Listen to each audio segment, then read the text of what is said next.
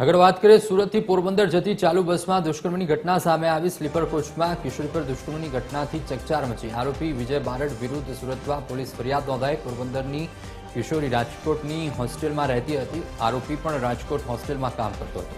કિશોરી કોઈ સુરત જતા આરોપી પણ તેની પાછળ ગયો હતો। કિશોરીને બ્લેકમેલ કરી બસમાં દુષ્કર્મ આચર્યું। આરોપીએ કિશોરીને મારી નાખવાની પણ ધમકી આપી હતી। કિશોરીની માતાએ પોરબંદર પોલીસમાં ફરિયાદ નોંધાવી। પોરબંદર પોલીસે ફરિયાદ મેધરપુરા પોલીસ સ્ટેશનમાં ટ્રાન્સફર કરી। પોલીસે બળાત્કાર અને એટ્રોસિટી એક્ટ હેઠળ ગુનો દાખલ કર્યો।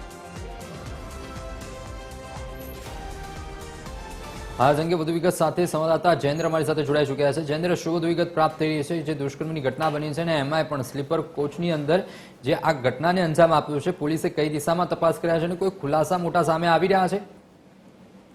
જી બિલકુલ પાર્થ, જે રીતે સુરતથી પોરબંદર જતી બસમાં કિશોરી સાથે દુષ્કર્મની ઘટના સામે આવી હતી, 7 એપ્રિલે ફરિયાદ નોંધાઈ હતી।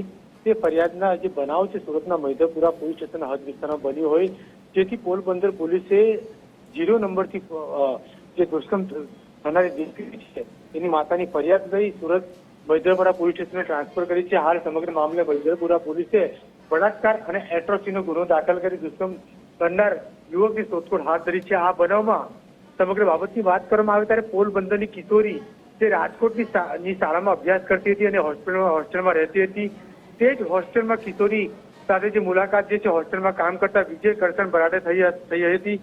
બંને એકબીજાના સંપર્કમાં આવ્યા હતા, પરંતુ કિશોરી વધુ અભ્યાસ કરવા માટે સુરત આવી હતી ત્યારે વિજય પણ સુરત આવતો જતો હતો અને 7 એપ્રિલે કિશોરી વતન જવાની હતી અને તેની જાણ વિજયને થઈ હતી। વિજય સુરત આવી પહોંચ્યો હતો ત્યારે વિજય જે છે કિશોરી સાથે તે જ ખાનગી સ્લીપર બસમાં બેસી ગયો હતો। ત્યાં જ તેણે જે છે કિશોરી સાથે બેઠા તેની સાથે દુષ્કર્મ આચર્યું હતું અને તે જો આ અંગે કોઈને જાણ કરીશ તો તને હું પોતે મરી જઈશ અને તેનો આરોપ તારી પર લાગશે તેમ કહી તેને ધમકી આપી હતી। સમગ્ર બાબતે કિશોરીએ પોતાની માતાને આ સમગ્ર બાબતે જાણ કરી હતી। માતાએ તાત્કાલિક આ મામલે પોરબંદર પોલીસ સ્ટેશનમાં ફરિયાદ નોંધાવી હતી।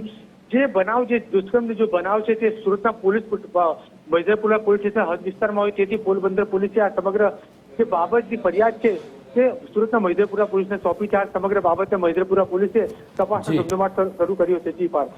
જી બિલકુલ, સમગ્ર માહિતી બદલ આપનો આભાર।